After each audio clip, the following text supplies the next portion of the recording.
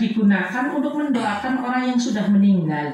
Jadi bapak ini telah meninggal dunia, maka kita doanya Allah yarham, rahimahullah ta'ala. Tetapi kalau yang sudah masih hidup, itu doanya jangan rahimahullah, itu tetapi doanya bisa pakai hafidhahullah atau wara'ahu. Ya, semoga Allah menjaganya dan semoga Allah selalu melindunginya. Ini bahasa ya. Jadi kalau dalam bahasa Arab, kalau sudah angkatan rahimah itu biasanya untuk orang-orang yang memang sudah meninggal. Makanya biasanya dalam bahasa-bahasa kitab, kalau sudah meninggal, bahasanya kalau nggak rahimahullah ta'ala ya tahummadahullahu birahmati. Semoga Allah selalu meliputinya dengan rahmatnya. Wa radiya anhu, dan semoga Allah juga meridhoinya. Ai ma dhahaba ilaihi minal ahkami fil masail. Lah maksud daripada madhab Imam Syafi'i itu adalah ya pandangan Imam Syafi'i di dalam masalah-masalah yang kaitannya dengan perbuatan kita seorang mukallaf. Karena ini fikih, jadi ya tetap ya objeknya adalah perbuatan kita seorang mukallaf, tingkah laku kita sehari-hari di dalam urusan ibadah, di dalam urusan muamalah, di dalam urusan munakahat, atau di dalam urusan-urusan yang kaitannya dengan perhukuman dan peradilan. Wa Idrisun waliduhu huwa bin Abbas bin Uthman bin Syafi' bin Sa'ib bin Ubaid bin Abdi Yazid bin Hashim bin Muttalib bin Abdi Manaf. Nah ini adalah silsilah ya bin-binnya. Nanti tembusnya kepada Hashim bin Muttalib bin Abdi Manaf. Berarti ketemu dengan mbahnya Kanjeng Nabi Muhammad sallallahu alaihi wasallam di Abdi Manaf. Karena nanti Nabi kita kan Muhammad bin Abdullah bin Abdul Muttalib bin Hashim bin Abdi Manaf. Nah ini ya nanti. Jadi Abdi Manaf punya dua itu ya. Yang pertama Abdul Muttalib dan juga Hashim. Ini nama Arab itu diputar-putar itu ya. Kadang mbahnya namanya Abdullah, anaknya namanya Muhammad, cucunya namanya Abdullah lagi. Nanti jadi Abdullah bin Muhammad bin Abdullah. Nah ini ternyata orang Arab itu sengaja membuat nama yang kayak gitu biar nanti mbahnya gak dilupakan. Nah kita itu kan buyut yang keempat saja sudah lupa kita. Nah ini ya, maka cerdasnya orang Arab itu biar buyut-buyutnya itu nggak kelihatan atau nggak terlupakan, tidak terlupakan, itu ya namanya itu dibalak-balik gitu. Nah maka ini ide bagus ya. Kita punya anak nanti misalnya Muhammad, namanya Abdullah, Umar, Abu Bakar, Muhammad lagi. Sudah diputar empat saja. Nanti pasti tahu itu dari generasi ke generasi.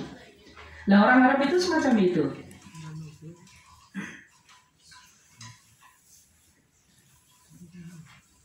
Wa Syafi'un huwallazi yunsabu ilaihi al-imamu.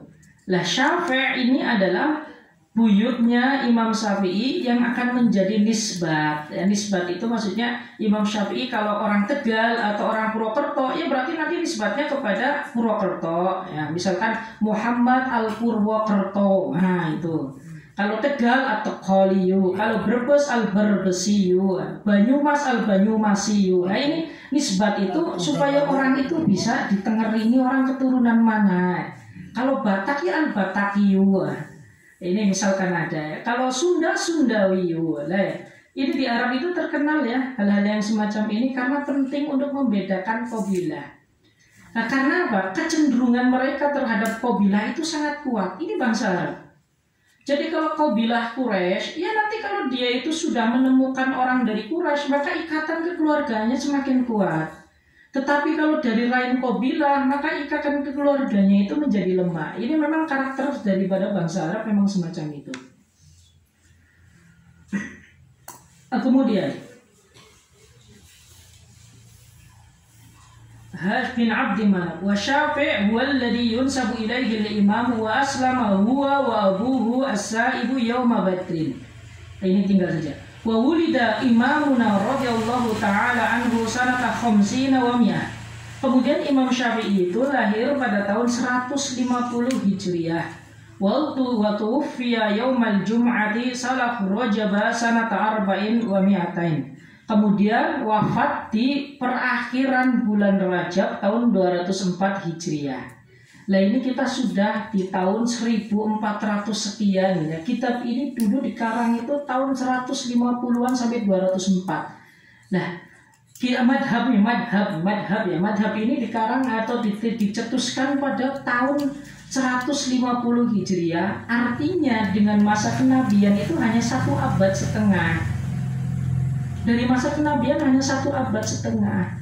Lah semakin dekat generasi tersebut kepada generasinya baginda Nabi Sallallahu Alaihi Wasallam, maka keyakinan akan kebenaran pandangannya itu akan jauh lebih meyakinkan.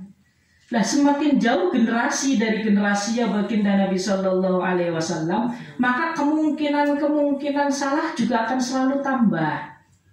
Maka Nabi pernah mengatakan, khairul quruni qarni, tsummal ladzina yalunahum, tsummal ladzina yalunahum.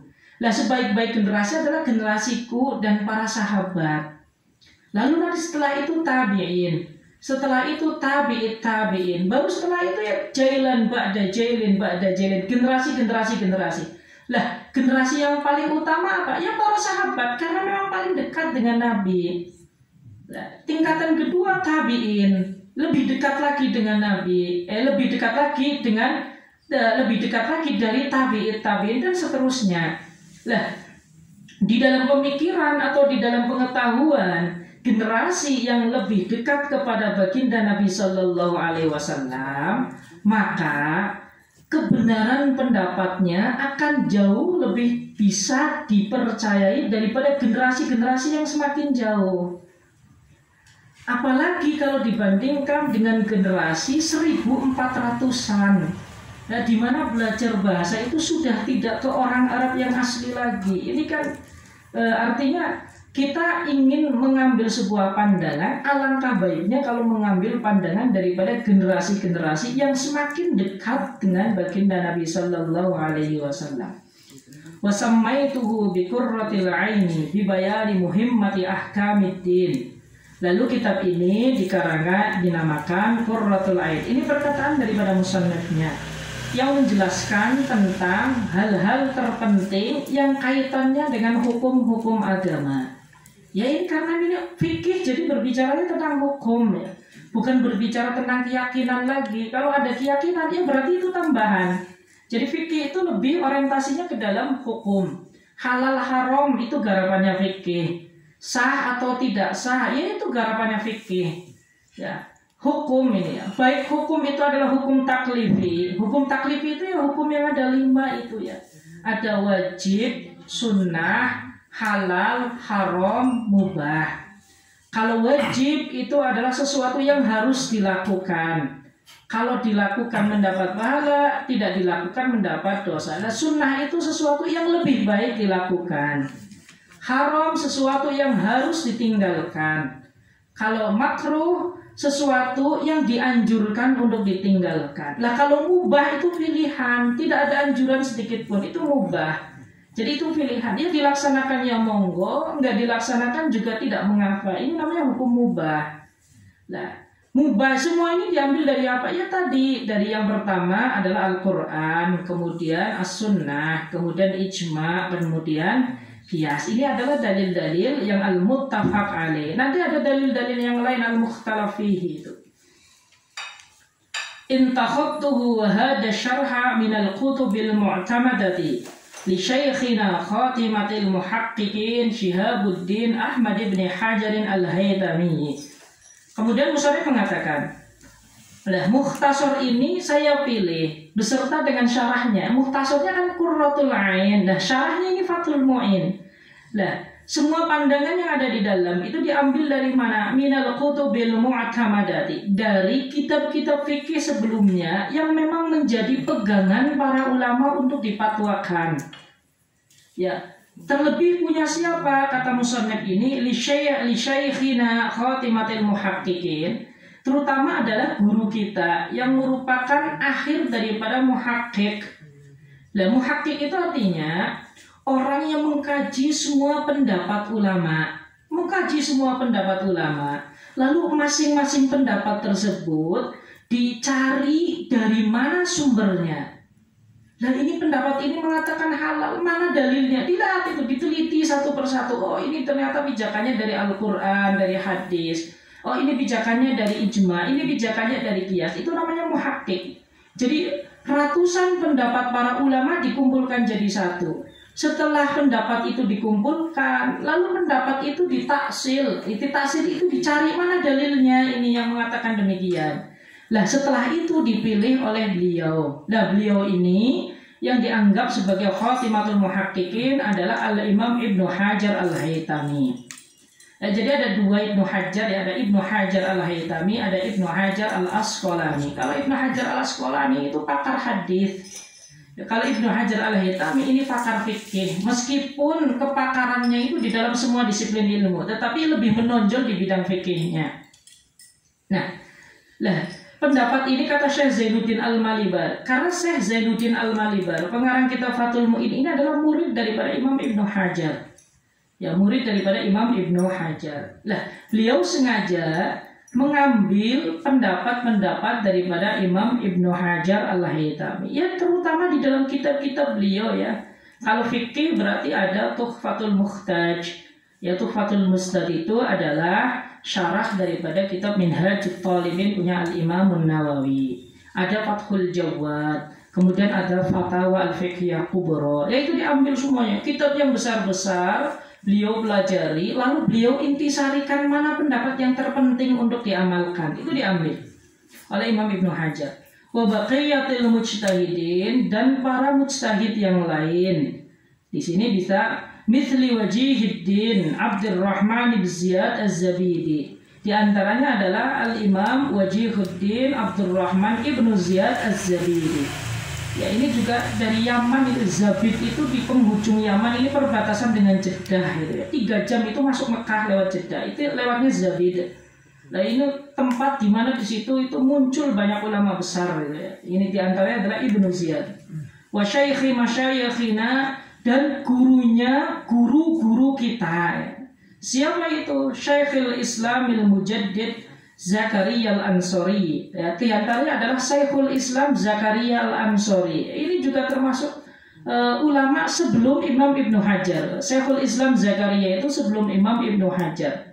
Ya, kita ambil juga dari pandangan-pandangan beliau, dari kitab fikih beliau juga banyak sekali itu ya karangan-karangan beliau. Yang terkenal di kita itu Manhajut Tullab sama hasiyahnya itu Fathul Wahhab. Nahjut Tullab, Fathul Wahhab itu banyak sekali. Asbahun Nadhair itu karangan daripada Syekhul Islam Zakaria Al-Ansori. Wal Imamil Amjadi Ahmad Al-Muzajjad Az-Zabidi. Terus masuk adalah Imam Ahmad Al-Muzajjad Az-Zabidi. Ini juga sekurun dengan Syekhul Islam Zakaria Al-Ansori ya. Mereka berdua itu berlomba-lomba menyarikan pembahasan-pembahasan fikih dari kitab madhab ya. Di antaranya itu adalah Imam Nawawi dan Imam Rabi, itu diambil semuanya. Rahimahumallahu ta'ala, semoga Allah selalu merahmati keduanya. Wa ghairuhum min muhaqqiqil mutaakhirin, dan lain sebagainya dari ulama-ulama yang memang diakui kepakarannya di dalam fikih. Mu'tamidan ala ma jazama bihi atau ma jazama bihi Syekhul Madhabi An-Nawawi war-Rafi'i. Tetapi pendapat-pendapat yang kami tuangkan di sini adalah kata Syekh Zainuddin Al-Malibar adalah pendapat yang memang sudah ditahqiq. Ditahqiq itu yang tadi ya sudah diklasifikasikan mana pendapat yang kuat, mana pendapat yang tidak kuat.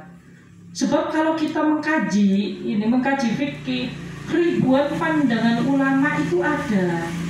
Ribuan ini sudah bukan ratusan lagi, tetapi ribuan pandangan ulama yang memang itu adalah hasil ijtihad atas analisa mereka terhadap teks Al-Quran dan hadis. Nah, dari ribuan pendapat ini lalu pendapat yang paling benar itu berusaha untuk diambil. Ya, siapa yang mengambil? Yang mengambil adalah orang yang punya kapasitas. Lah di antaranya adalah Al-Imam Nawawi dan Al-Imam Ar-Rafi'i. Imam Nawawi itu ya, kita bisa lihat kitabnya beliau yang jilidnya itu besar. Al-Majmu' itu besar sekali. Syarhul Muhadzab. Segini kitabnya itu sekitar segini. Itu lebih dari 20 jilid. Al-Majmu' Syarahul Muhadzab. Kalau kita baca fikih ini kan ringkesan, jadi nggak ada dalil Al-Quran dan hadisnya, nggak ada munakosyah, nggak ada diskusinya. Tapi kalau kita ingin lihatnya kitab ini, nanti kita kembali ke kitab asalnya, kitab Al-Majmu'. Maka di situ setiap ucapan yang kaitannya dengan fikih akan selalu berlandaskan dengan hadis, dengan Al-Quran, dengan ijma', dengan qiyas, serta jalan di mana Imam Syafi'i itu menganalisa hadis tersebut sehingga sampai kepada kesimpulan hukum tertentu. Nah ini, ya cuman kalau kita belajar kitab itu yang nggak rampung ya. Kita belajar Al-Quran yang satu bendel saja ini ditafsiri ini berabad-abad ini. Bukan bertahun-tahun lagi, ini berabad-abad, bahkan sampai masuk liang kubur belum hatam ini. Ini Al-Quran ini. Nah kalau kita baca kitab Majmu' yang fikih tetapi disertai dengan dalil dari Al-Quran dan hadis, nah lipat kitabnya segini. Dia kita nggak sempat makan, nggak sempat minum gitu.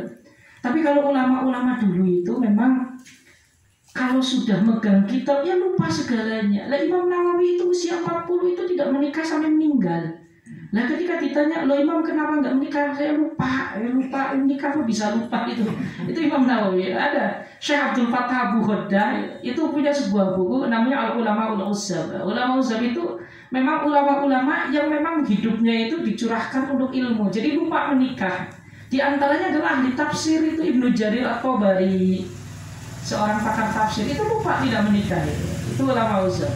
Bahkan di situ di dalam buku yang lain beliau juga pernah menulis namanya ini Qimatuz Zaman itu. Qimatuz Zaman itu mahalnya waktu. Ini ditulis oleh Abdul Fattah Abu Ghaddah. Ini Abdul Fattah Abu Ghaddah itu orang Turki ya.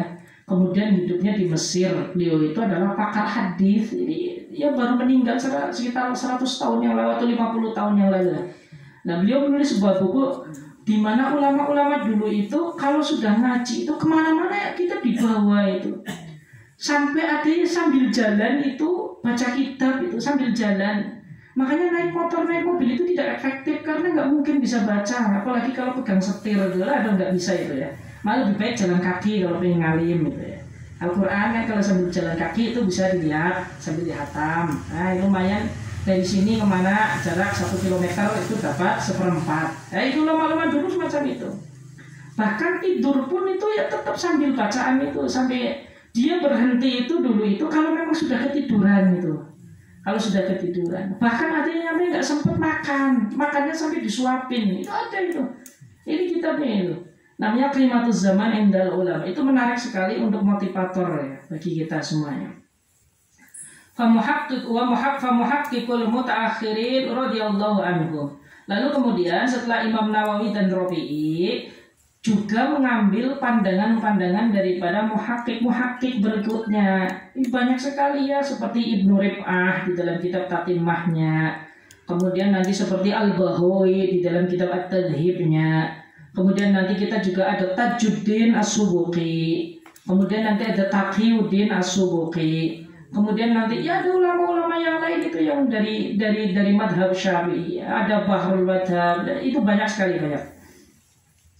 Rajian min Rabbina Ar-Rahmani ayyam tababihi al-adkiya'u. Lah, kemudian musannaf ini di dalam mengarang ini beliau mengatakan, lah saya ini menulis ini ya tujuannya itu ya supaya meminta ya, mengharap kepada Allah Subhanahu wa taala semoga kitab ini bisa diambil manfaatnya oleh orang-orang yang berakal. Ay al-adkiya, orang-orang yang cerdas. Zaka itu artinya cerdas. Zaka itu lebih ke bagaimana orang tersebut bisa mengoptimalkan cara berpikirnya. Berpikir yang sistematis itu zaka. Ya, makanya orang cerdas itu biasanya berpikirnya sistematis, ya, nggak bertele-tele. Ay al-uqalau wa antaqirra bihi ay bisababi aini ghadan ay yaumal akhiri. Lalu kemudian beliau juga mengharap selain bisa diambil kemanfaatannya, juga kitab ini bisa menjadi penenang hatinya. Kapan? Ya besok hari kiamat. Kenapa ini menjadi penenang hati? Karena ini adalah jariyah. Ya ini adalah jariyah. Selagi kitab ini masih diambil kemanfaatannya oleh banyak orang, maka pahala daripada orang yang menulis itu selalu mengalir. Dan ulama-ulama dahulu itu ya sebelum meninggal itu prioritasnya bagaimana beliau bisa menciptakan sebuah karya yang bisa memberikan kemanfaatan di akhirat. Bukan hanya sekedar kemanfaatan atau keuntungan secara finansial, bukan. Tetapi ulama dulu itu yaitu lebih mengarah kepada itu, keuntungan, tetapi meskipun tidak secara finansial, tetapi setidaknya bisa menjadi penenang hatinya di akhir. Dan terbukti, konon kata para kiai, kata para ulama itu, bukti daripada ikhlasnya pengarang itu, meskipun kitab ini usianya sudah ratusan tahun, ini kan ditulis itu ya sekitar tahun 1000-an ini ya. Karena Imam Ibnu Hajar itu tahun 900-an. Nah muridnya beliau kisaran 1004-an. Nah ini kan berarti sudah sekitar setengah abad kurang, 400 tahunan silam, tetapi kitab ini masih ada. Ini bukti kalau yang mengarang itu ya berarti memang semata-mata mengharap ridho Allah Subhanahu wa ta'ala. Itu buktinya. Bin nadhar ila wajhil karim. Nah, tenang karena bisa melihat daripada zatnya Allah Subhanahu wa ta'ala. Karena memang zatnya Allah itu bisa dilihat oleh orang-orang yang masuk surga kelak di hari kiamat. Dan itu merupakan kenikmatan di atas nikmat-nikmat yang lain. Jadi an-nadharu ila wajhillah, bisa menatap daripada zatnya Allah Subhanahu wa ta'ala, itu adalah kenikmatan yang tiada tara dan tidak tertandingi. Dan ini mungkin karena adanya kebesaran daripada Allah Subhanahu wa ta'ala. Bukrata wa asyiya, baik di masa pagi ataupun sore. Ini hanya sebuah doa daripada musannif. Amin. Nah ini muqaddimah sudah selesai. Pendahuluan itu ya. Pendahuluan itu penting karena untuk menjelaskan orientasi daripada apa yang akan kita baca. Makanya pendahuluan itu harus selalu ada di dalam setiap munasabat atau di dalam setiap agenda, itu harus selalu ada. Babus sholati hayya syar'an aqwalun wa af'alun makhsusatun muftatahatun bitakbiri muhtatamatun bitaslimi wa sumiyat bidzalika lishtimaliha ala sholati lughatan wa hiya du'a'u wal mufrudatul ainiyatu khamsun fi kulli yawmin wa laylatin ma'lumatun minad dini bid-darurati fayakfuru jahiduha wa lam tajtami hadhihi al-khamsu li ghairi nabiyyina Muhammadin sallallahu alaihi wasallam. Wa furidat lailatul isra'i ba'da nubuwwati bi ashri sinina wa thalathati ashhur lailata 27 min rajab wa lam tajib subhu yawmi tilka al-lailati li'adami al-ilmi bi kayfiyatiha. Bab yang pertama dibahas di dalam fikih ini adalah bab sholat. Ya karena memang ini yang paling penting ya. Kenapa dimulai daripada sholat? Harapannya bahwasanya sholat ini menjadi hal yang harus diprioritaskan oleh setiap orang mukmin setelah dia mengucapkan syahadat. Nah makanya baginda Nabi Sallallahu Alaihi Wasallam itu pernah mengatakan, ya, kelak nanti ketika manusia itu dikumpulkan, yang pertama kali dilihat dan dihisab itu adalah sholat daripada kita. Ini kelak. Awwalu ma yuhasabu bihil mar'u yaumal qiyamati as-sholatu. Sholat dulu yang dilihat itu nanti. Dan nanti kalau misalkan sholatnya benar, maka segala amal perbuatannya itu dinyatakan benar. Sebaliknya kalau sholatnya tidak benar, maka segala amal perbuatannya juga dihukumi tidak benar. Nah ini adalah sholat. Ya kenapa bisa ada demikian? Sholat kok menjadi prioritas? Sholat kok menjadi standar diterimanya amal perbuatan manusia atau tidak? Karena sholat ini adalah hubungan vertikal antara manusia dengan Tuhannya. Jika hubungan vertikal antara manusia dengan Tuhannya saja dianggap sempurna, maka jelas hubungan dengan yang lain pun akan sempurna. Ya, kalau kita hubungan dengan manusia baik, itu kan masih bisa dinalar karena sama-sama melihat wujudnya. Saya baik kepada Pak Fulan karena saya melihat orangnya, dan tidak mungkin saya tidak baik kepada Pak Fulan karena bisa saja Pak Fulan juga bersikap sebaliknya kepada saya. Nah, tetapi ketika manusia kok bisa alaqah, bisa berhubungan dengan baik dengan Tuhan yang memang tidak bisa dilihat dengan mata di alam dunia ini. tetapi hanya didasarkan dengan keyakinan hati yang kuat, maka ini bukti kalau hatinya itu yang memang sudah bersih, sudah bersih. Nah, sehingga dia ketika menjalankan sholat ya ringan, tidak ada beban, illa 'alal khasyin, karena dia yakin kalau hubungan kita dengan Tuhan itu harus terjalin dengan baik. Nah, makanya ketika hubungan manusia dengan Tuhannya itu terjalin dengan baik, ya terutama masalah sholatnya yang merupakan kewajiban 5 waktu, kewajiban yang Allah bebankan kepada manusia, terjamin atau terbukti baik, maka semua amal perbuatannya pun akan dianggap baik. Ya begitu sebaliknya kalau tidak baik, ya hubungan vertikal saja tidak baik, maka sesama manusia tentunya juga akan lebih tidak baik. Ini sudah seolah-olah hadis itu memberikan makna demikian. Hiya syar'an aqwalun wa af'alun mahsusatun muftatahatun bitakbiri muftatamatun bitaslim. Lah syarat secara syara itu maksudnya adalah menurut paham syariat. Dalam hal ini ada kacamata fikih. Sholat itu adalah sebuah ucapan dan perbuatan.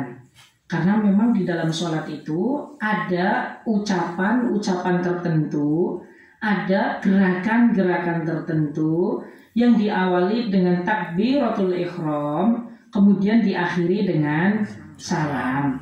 Nah, sehingga di dalam sholat itu ada 4 rukun. Ada rukun maknawi atau rukun qalbi, kemudian ada rukun maknawi, ada rukun qalbi, kemudian ada rukun fi'li, itu kemudian ada rukun qauli. Qalbi itu niat, karena niat itu di dalam hati. Ya, yang pertama rukun maknawi, ini tartib, karena itu adalah sebuah makna yang tidak ada wujudnya. Kalau ada wujudnya maka bukan dikatakan makna, tetapi namanya jism atau jirem. Ya kalau nggak ada makna itu namanya makna, itu tartib. Kemudian rukun qalbi, yaitu niat itu, karena niat itu di dalam hati. Maka ketika sholat, ketika takbiratul ihram Allah, ketika kita mengangkat kedua tangan Allah, maka di situ juga harus terbesit di dalam hati kita usolli fardhu dhuhri. Ya ini memang sangat susah ya, tetapi itu ya secara umum yang penting terbesit di dalam hati itu. Kalau sudah terbesit di dalam hati, ya sholat itu sah. Kemudian ada aqwalun, ucapan-ucapan. Ini rukun qauli. Ya nanti seperti membaca surat Al-Fatihah, atau di dalam sebagian madhab itu membaca sebagian ayat Al-Quran. Nah ini itu termasuk adalah rukun qauli. Wa af'alun rukun fi'li. Rukun fi'li ini gerakan-gerakan yang kita lihat itu ya. Seperti ruku, sujud, i'tidal, itu namanya af'al. Nah, semua ini diawali dengan takbiratul ihram. Ya, takbiratul ihram. Takbiratul ihram itu yaitu Allahu Akbar beserta dengan mengangkat kedua tangan secara sunnah. Jadi ucapan Allahu Akbarnya itu wajib, rukun sholat, tetapi mengangkat kedua tangannya itu adalah sunnah. Nah, termasuk nanti bacaan-bacaan yang ada di dalamnya. Kemudian muhtatamatun bitaslim, kemudian ditutup dengan salam, yaitu assalamualaikum warahmatullahi. Itu salam yang pertama itu rukun, tetapi salam yang kedua itu bukan rukun ya, sunnah. Jadi kalau kita salamnya satu saja ya nggak apa-apa. Tapi ya jangan untuk main-main atau untuk meledek ya, itu tidak boleh. Wasumiyat bidzalika listimaliha ala sholati lughatan. Nah, kemudian sholat itu dikatakan sholat karena mencakup arti sholat secara bahasa. Apa arti secara bahasa? Sholat secara bahasa itu artinya doa.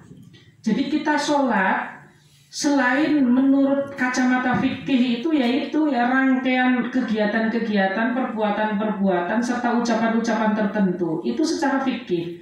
Namun secara bahasa sholat itu berarti doa.